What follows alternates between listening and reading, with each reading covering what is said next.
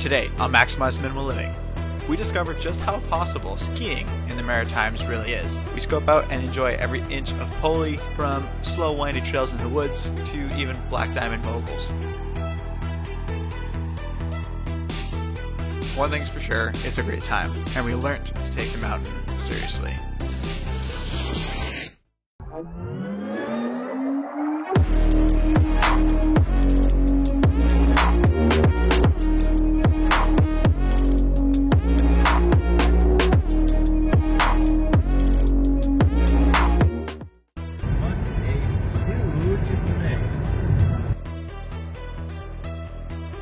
What is up, YouTube? Don't know if you can hear me through all of the face masks, but today we're going skiing. So we're up here at Poli Mountain in New Brunswick, and we're going to check out what it's got. Let's get on the mountain.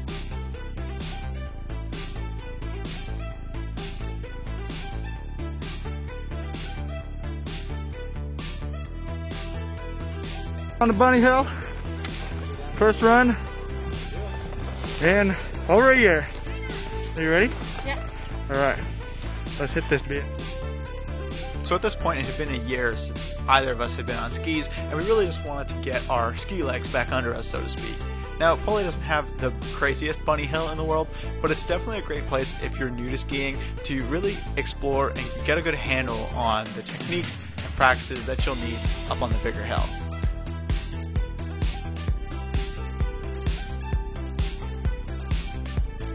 Once we did that, we did go over to the small chairlift and take it up to the top of the right side, and we decided to start off slow with a nice green windy trail through the woods. Alright, so we are on the chairlift, headed up for our first real run after the bunny slope. I'm really hoping you can hear me through all of my COVID protection. Wearing mask on top of mask. Double mask up. Once you get to the top, it does take a little bit of a journey to get down to where the trail actually begins, but once you do, it's very slow and quite nice to, again, just warm yourself back up before getting into the crazier stuff.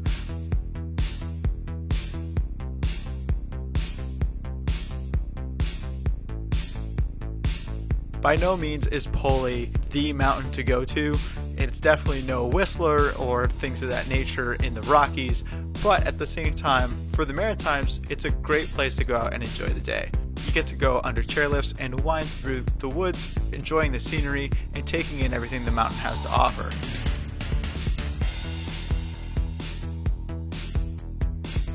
There are some more technical parts, tight turns and corners, and one of the most amazing parts is that they don't have a ton of people. This was a great opportunity for me as well to practice for the first time filming while skiing.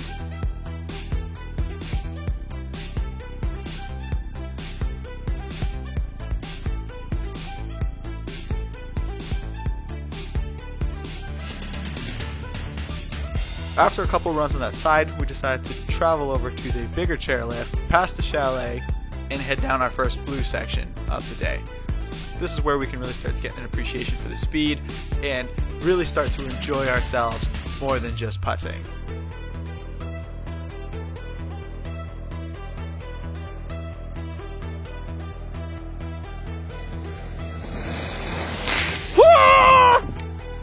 So once we got to the next chair, we took that up to the tallest point on the mountain, and again wanted to start off with something a little bit easier, a little bit slower, and I could hand the camera over and give her a shot at getting some cool shots. Again, very windy, and every now and again you would get a fairly straight stretch where you can pick up some speed and enjoy yourself a little bit more. Skating always makes it a little bit more interesting.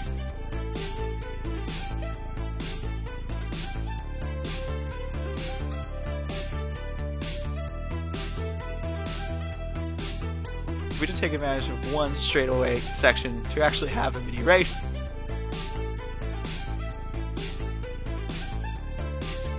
But when you outweigh your competitor, eventually you can step on the gas and take the lead.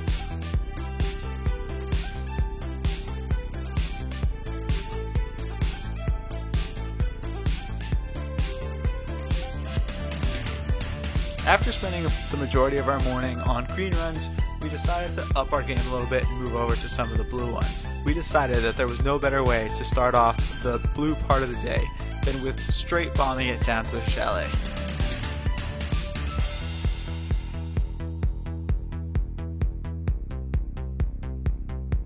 So this is a great part of the mountain that's basically straight down. You can see the end of the run from the top of the run, and it really gives you a chance to pick up some speed and get going, enjoy yourself, if that's more the type of skiing that you are into.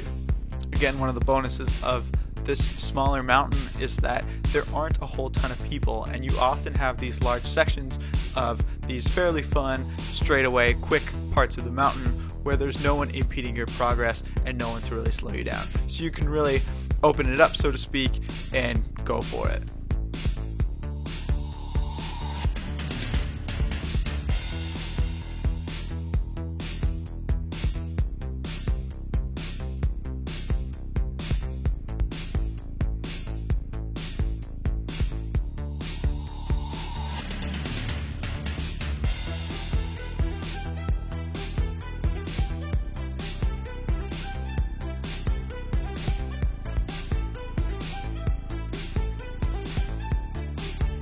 We spent the rest of our day really just taking out and exploring the middle part of this mountain. So we did multiple runs over the next couple hours and really just tried to enjoy and embrace everything the mountain had to offer.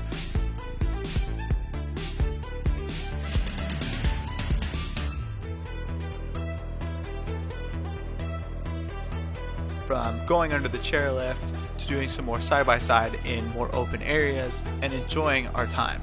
Large open spaces also means that we don't have to deal with some of the negatives that you get when you have a whole bunch of skiers on the mountain. You don't have a lot of ice buildup.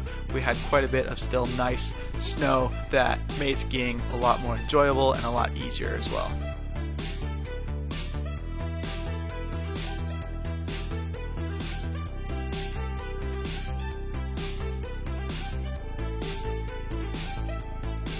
Ultimately, I wanted to end the day pushing myself and doing a black run.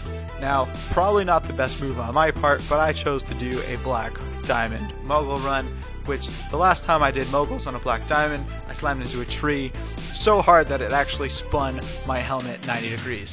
Not the best thing. So I took this quite gingerly and went slow, took my time, and really tried to make every move count on this part of the trail.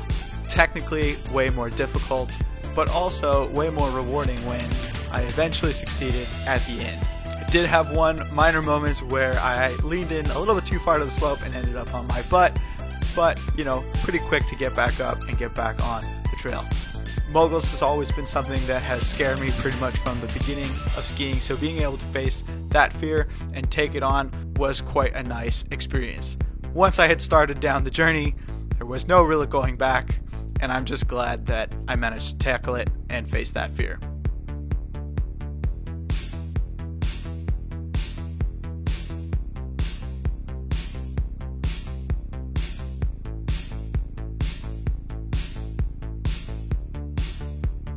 And that was it. Brought an end to our day of exploring Poli, pretty much from one side of the mountain to the other.